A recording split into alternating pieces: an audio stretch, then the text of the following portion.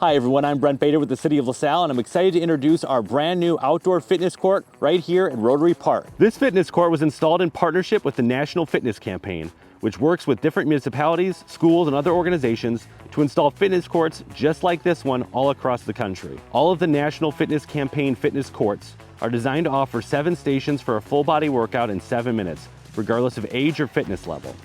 These fitness stations focus on 7 areas: core, squat, push, lunge, pull, agility, and bend. This fitness court was made possible through grants from both the National Fitness Campaign, State of Illinois, and Blue Cross Blue Shield of Illinois. For those looking to use the fitness court, feel free to use the helpful graphics on the side or bring your phone and scan the QR code on the side to install the fitness court app. Once you have the app, go ahead and find Rotary Park on their map, select this fitness court, and gain access to movement libraries and preloaded workouts. It's been open since 2024, and it's already seen a lot of use, and hopefully you'll get some use out of it next time you visit Rotary Park in LaSalle.